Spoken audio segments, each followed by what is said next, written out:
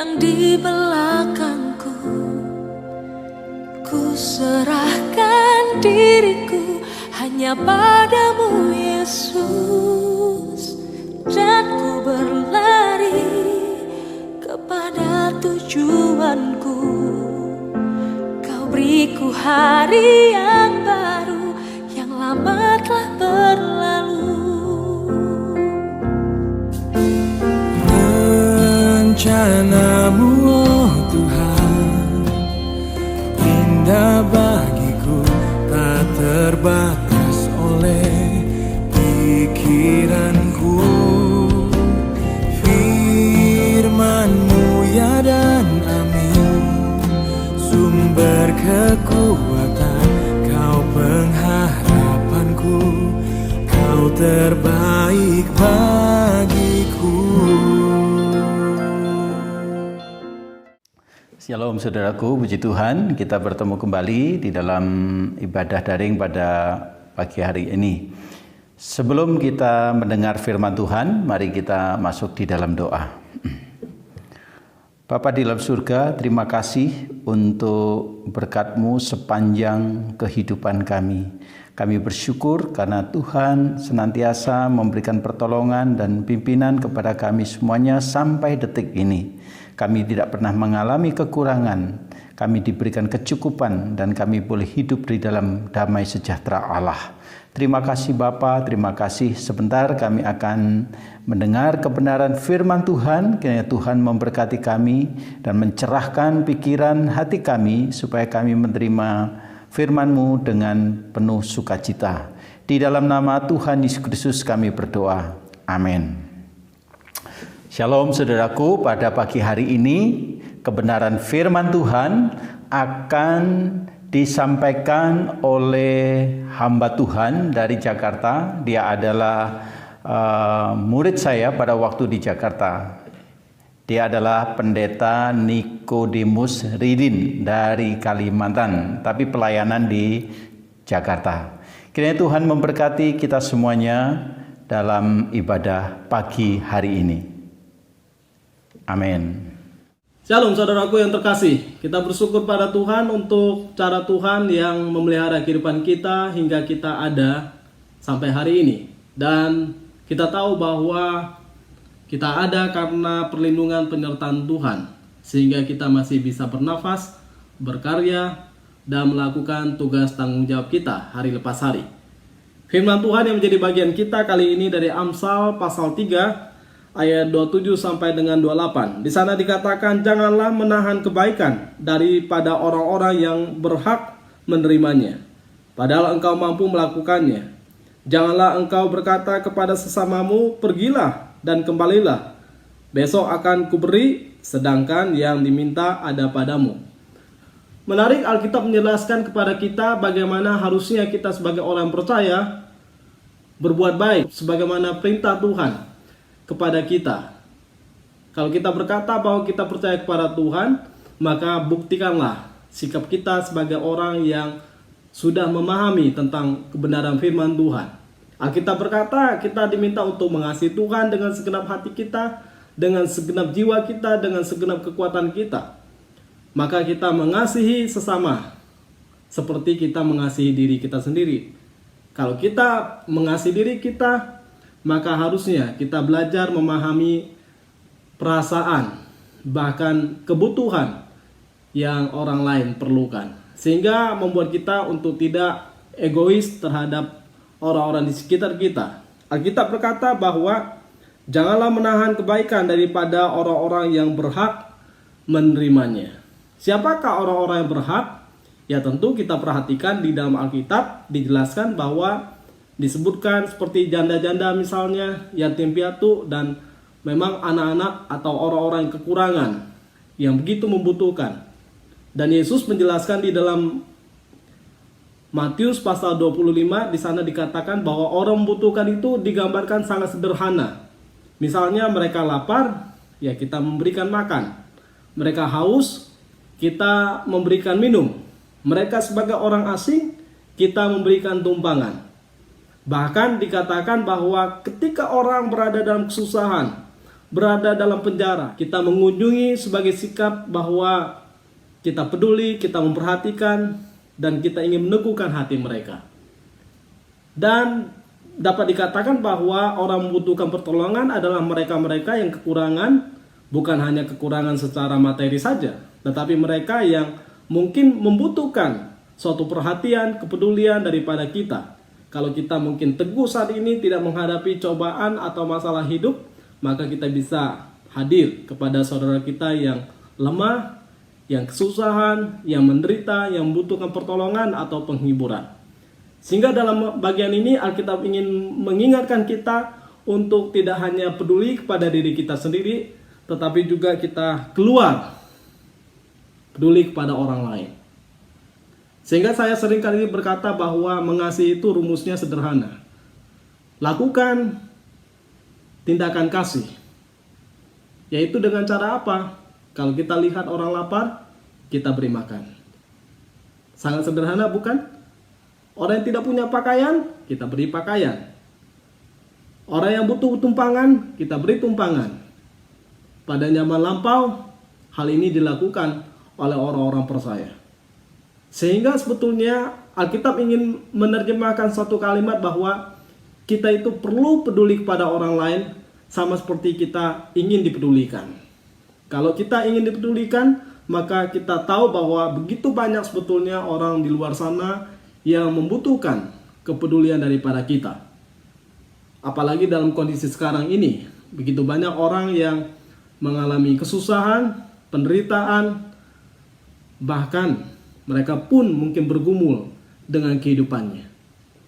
Tetapi setidaknya apa yang bisa kita lakukan? Kita lakukan. Kita punya uang, kita punya makanan, kita punya pakaian, kita mampu untuk memberi nasihat dan kekuatan, kita mampu mengunjungi dan lain sebagainya. Mari kita lakukan sebagai sikap tanggung jawab kita di hadapan Tuhan. Sehingga dalam bagian ini dikatakan, jangan menahan kebaikan pada orang-orang yang berhak menerimanya. Karena kita tahu bahwa jangan sampai seperti ahli-ahli Taurat, orang-orang Farisi, mereka bukan hanya tidak menahan, tetapi mereka justru menelan hak daripada janda-janda. Kebutuhan-kebutuhan yang diperlukan oleh janda-janda itu ditelan oleh mereka. Padahal kita tahu bahwa tugas daripada imam-imam, bahkan orang-orang yang disebut sebagai ahli Taurat, mereka tugasnya melindungi orang-orang yang lemah harusnya. Tetapi menarik, Alkitab berkata bahwa justru mereka hadir di rumah Tuhan bukan untuk melindungi kehidupan janda-janda, orang-orang yang membutuhkan, tetapi justru mereka memeras. Sehingga Alkitab dengan keras menulis tentang suatu kalimat pernyataan Yesus. Yesus berkata, harusnya rumah Tuhan digunakan untuk menjadi rumah doa. Tetapi kalian semua menjadikan rumah Tuhan ini, yang tadinya rumah doa, menjadi tempat sarang penyamun. Apa artinya? Penyamun harusnya tinggal di mana? Bukan di rumah Tuhan, bukan di bait Allah. Penyamun harusnya tinggal di luar sana, karena penyamun adalah memang tugasnya merampas hak milik orang lain. Tetapi anehnya Yesus berkata penyamun itu bukan di luar sana, tetapi penyamun itu ada di dalam rumah Tuhan. Siapa itu? Imam-imam, ahli Taurat, orang-orang Farisi yang berkata bahwa mereka mengenal Tuhan, mencintai Tuhan. Padahal Alkitab dengan tegas berkata, mereka bukan hanya tidak peduli kepada kebutuhan janda-janda, tetapi mereka justru menelan hak daripada janda-janda itu. Kemudian setelah itu, ayat yang luar biasa itu, maka dikonfrontasi dengan kejadian di mana seorang janda mempersembahkan seluruh yang dia miliki. Itu ingin menampak bahwa janda-janda itu bukan hanya sebetulnya membutuhkan pertolongan daripada orang-orang yang beragama ini, tetapi harusnya dia membutuhkan pertolongan, ternyata dialah yang melakukan tindakan yang benar. Dia mempersembahkan sesuatu yang sepenuhnya totalitas dia berikan kepada Tuhan. Jadi kalau kita memperhatikan, kondisinya menjadi terbalik. Yang memerlukan justru melakukan tindakan yang benar. Yang bisa melakukan pertolongan justru melakukan tindakan pemerasan. Dalam bagian ini kita melihat bahwa Alkitab ingin mengoreksi kita supaya kita hidup peduli kepada orang yang membutuhkan. Dan dikatakan, janganlah engkau berkata kepada sesamamu, pergilah dan kembalilah. Kapan? Besok akan kuberi, katanya. Padahal kapan dia butuh? Ya hari ini. Ya kadang kita berkata kepada orang lain, besok deh gua kasih. Padahal hari ini kita bisa melakukannya. Artinya apa? Kita ingin mengulur-ulur waktu supaya apa? Supaya nggak ngasih. Padahal harusnya kesempatan di mana orang itu datang, ketika kita punya, kita beri.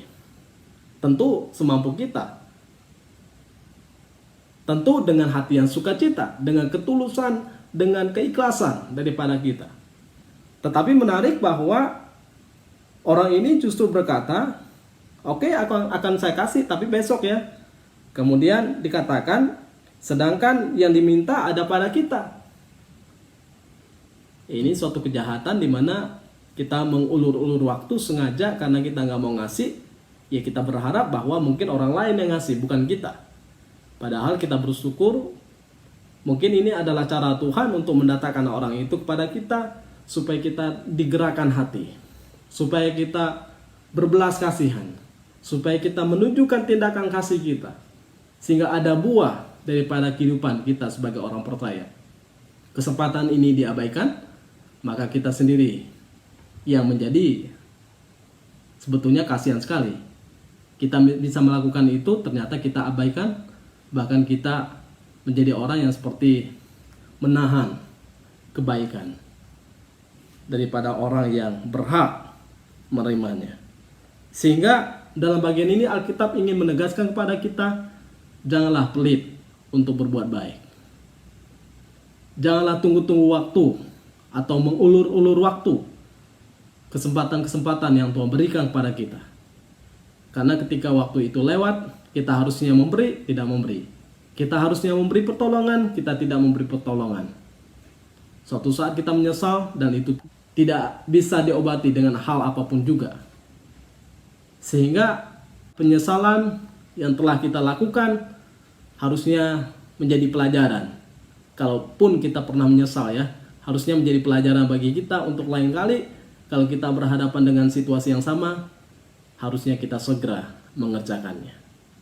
Sehingga kita terus bijak di hadapan Tuhan, memuliakan nama Tuhan, dan membuat saudara kita tertolong, mereka bersukacita di hadapan Tuhan. Terpujilah Tuhan. Haleluya. Puji Tuhan, kita telah diberkati melalui kebenaran firman Tuhan, dan kami percaya firman Tuhan ini memberkati kita semuanya. Dan mari kita saudara, kita semuanya melakukan dalam kehidupan kita hari lepas ke hari. Saya percaya bahwa dengan melakukan kebenaran firman Tuhan, kita akan semakin bertumbuh di dalam iman. Mari kita berdoa. Tuhan Yesus, terima kasih untuk berkat firman Tuhan pada pagi hari ini. Engkau memberkati hamba-Mu, Pendeta Nikodemus Ridin, yang telah menyampaikan firman Tuhan buat kami semuanya pada pagi hari ini. Terima kasih Bapa, terima kasih. Kami berseru kepada Engkau dan kami akhiri ibadah ini di dalam nama Tuhan Yesus Kristus kami sudah berdoa. Haleluya. Amin. Amin.